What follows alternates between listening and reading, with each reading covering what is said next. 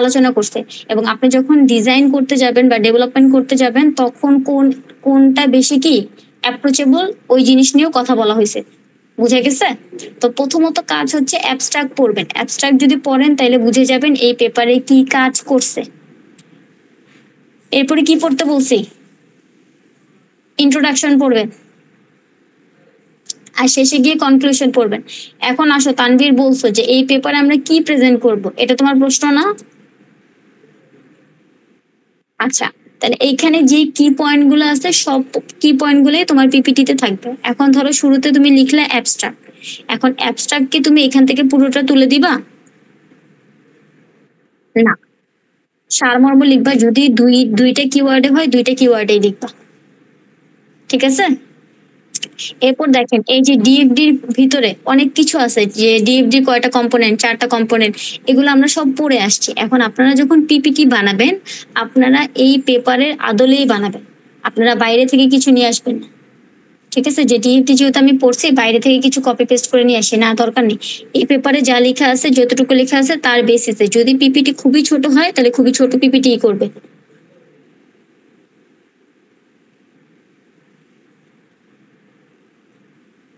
আচ্ছা, এখানে একটা পোর্শন আছে, দেখেন কি লেখা আছে, লিটারেচার রিভিউ, ঠিক আছে? এই জিনিসটা মানে হচ্ছে আপনার এরকম সিমিলার টাইপের আরো কয়েকটা পেপার, সেই পেপারের সারমর্ম তারা লিখছে।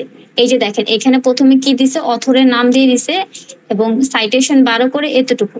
তাহলে এই এটুক হচ্ছে কি কোন একটা পেপারে অংশ বা কোন একটা পেপারে কি বলছে সেই সারমর্মটুকু কোথায় লিখছে, এখানে লিখছে। মানে প্রত্যেকটা লিটারেচার রিভিউ আপনারা যখন করবেন আপনারা একটা টেবিল করবেন এবং টেবিলের মধ্যে হচ্ছে কম্পারিজন আকারে দেখাবেন যে এইটাতে এই জিনিস বলা আছে, এইটাতে এই জিনিস বলা আছে, এইটাতে এই জিনিস বলা আছে। কথা কি বোঝা যাচ্ছে? ধরেন এই যে 12 নম্বর যে পেপারটা, এখানে কি বলছে, they compared between DFD and use case through working library system.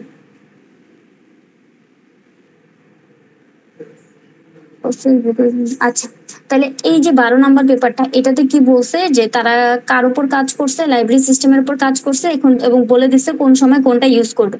তাহলে এই পেপারে যখন আপনি কি পয়েন্ট দিয়ে, মানে প্রথম ধরেন এই পাশে অথরের নাম লিখলেন, এরপর যখন আপনি তার লিটারেচার রিভিউটা লিখবেন আপনি আরো ছোট করে লিখবেন না? তাহলে একটু লিখলেই হয় না যে এই পেপারটা কাজ করছে কি লাইব্রেরি সিস্টেমের উপর এবং আমরা কখন কোনটার উপর নিয়ে কাজ করব তা বলা আছে। একটু বললে হবে না? একটু পড়েন, পড়লে বুঝবেন। তাহলে এই যে লিটারেচার রিভিউটা এটা হচ্ছে আপনারা টেবিল আকারে দিবেন। কি আকারে দিবেন? টেবিল আকারে দিবেন। আচ্ছা একটু দেখি, এখানে মনে হয়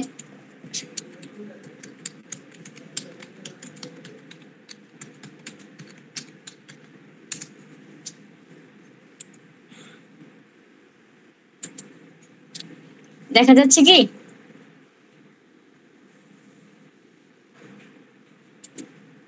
জি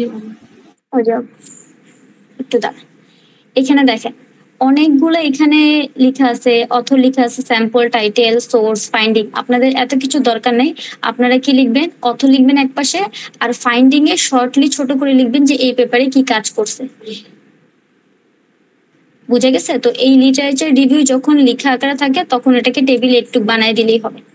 আর আমরা যেহেতু ডিটেলসে করতেছি না তাহলে এই সব দরকার নেই, বা আমার টাইটেলও দরকার নেই। বাট কেউ যদি চান তাহলে টাইটেলও দিতে পারেন। সেই টাইটেলটা আপনি কিভাবে দিবেন আমি বলি। ধরেন এখানে কত আছে, 12 আছে না? এখন আপনি এখানে আসেন, 12 নাম্বার কোথায় আছে? রেফারেন্সের এই জায়গায় আছে, কপি করলাম। এখন দেখেন এই পেপারের নাম আসছে,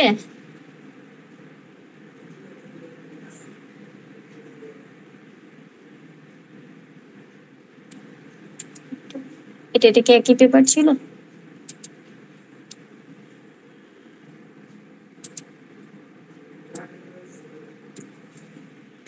এটাই ছিল। বুঝা গেছে? তাহলে আপনারা যদি পেপারের নাম দিতে চান, যেমন এখানে কত আছে, 2 আছে, তাহলে 2 নাম্বারে গেলাম আমি,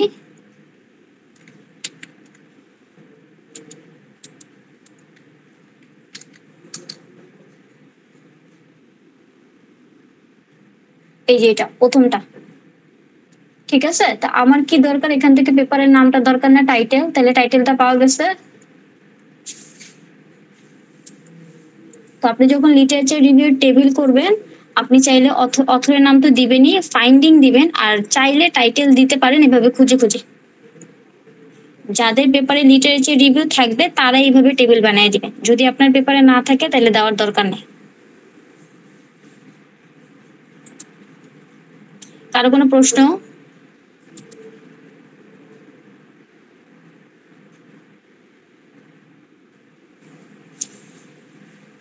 আপনারা কি বলতেছেন যে আমি কি কি করাচ্ছি আপনাদের দিয়ে? কারো প্রশ্ন নাই কেন? আবরার,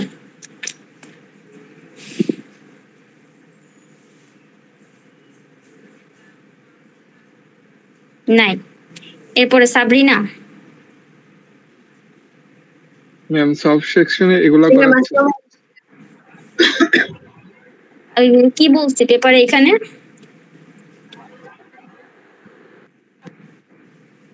সামারি বলবো জি, যে অ্যাবস্ট্রাক্ট, তারপর ইন্ট্রোডাকশন এগুলো পড়ে আগে ফার্স্টে বুঝতে হবে যে গুলো পড়ে কনক্লুশন সবকিছু আর কি পড়ে কাজ করতে বলছে। আচ্ছা। একজন জানে কি যেন বলতে চাচ্ছিলেন যে সব সেকশনে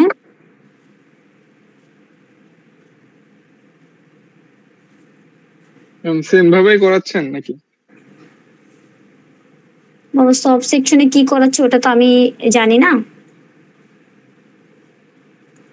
আপনাদের প্রেজেন্টেশন নিতে হবে, এখন আমি আমার মতো নিচ্ছি, ঠিক আছে? মানে সিলেবাসের মধ্যেই। এরপর আপনারা একটু যোগাযোগ করে দেখেন। আর আসলে মেইন কথা হচ্ছে কি, আপনাদের এই কোর্সে খুব বেশি কিছু করার নেই। তো আমরা যারা ধরেন টিচার আছি সবাই মোটামুটি যে কি করাবো, মানে ধরেন আপনাদের 3টা ক্লাস প্রতিদিন, মানে প্রতি উইকে 3টা ক্লাস, এখন এই 1.5 ঘন্টা ক্লাস আমরা কি করাবো? তো এখন ধরেন আপনারা এরকম কিছু শিখেন যেটা ইন ফিউচার কাজে দিবে। বুঝা গেছে? যে এখন ধরেন যদি একটা পেপার পড়তে যদিও কষ্ট হয়, বাট ইন ফিউচার আপনার কাজে দিবে। যদি ধরেন এই ডায়াগ্রাম থেকে যদি মানুষজন পেপার বের করতে পারে, তাহলে আপনাদের মনে হয় কি আপনারা নর্মাল যে সাবজেক্ট গুলো পড়েন ওই সাবজেক্ট থেকেও কি পেপার বের করা পসিবল না? এখানে দেখেন, এখানে কি কোনো মেথোডোলজি কিছু আছে যে কোনো মডেল রান করাইছে? কিছুই করায়নি, তারপরে এই পেপারটা পাবলিশ হয়েছে। বুঝা গেছে বিলাস? জি ম্যাম। হ্যাঁ, ফাইনাল প্রেজেন্টেশন প্রজেক্টের উপর হবে।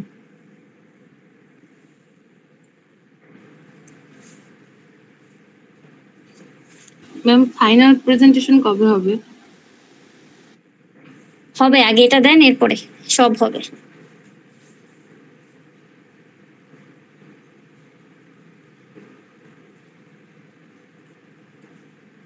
আর কিছু বলবেন?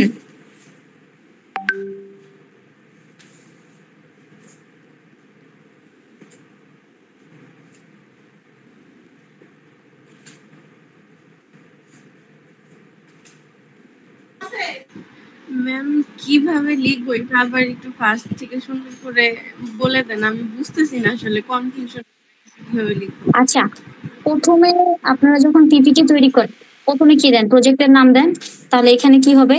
পেপারের নাম হবে।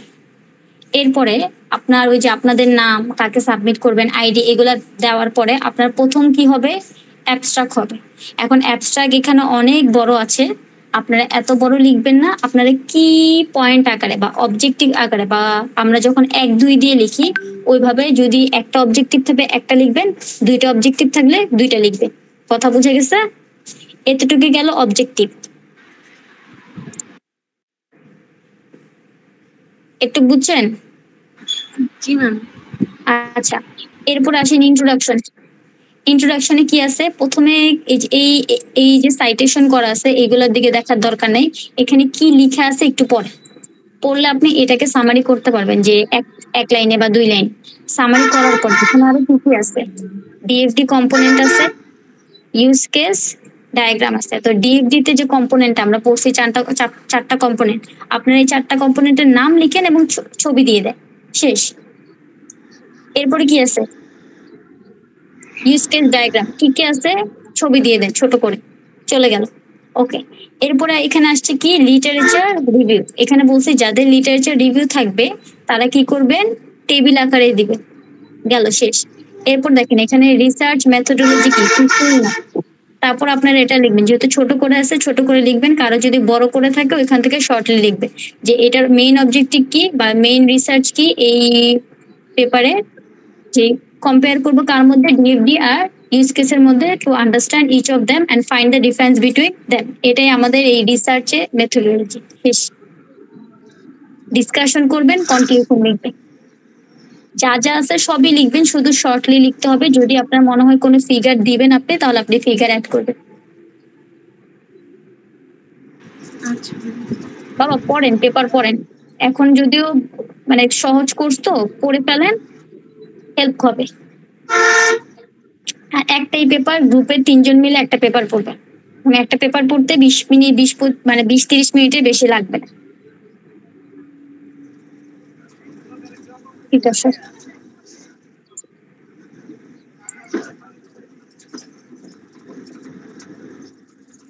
অ্যাসাইন এখনই করে দিব, আপনাদের পেপার দিয়ে দিছে তো, ক্লাস শেষ করে আমি এখনই করে দিব।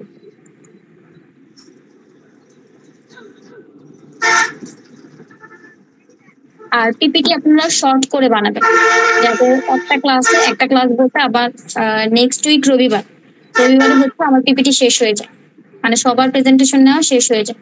ঠিক আছে, ওকে, একটু দান, আমি একটু অ্যাটেন্ডেন্সটা নিয়ে নিই।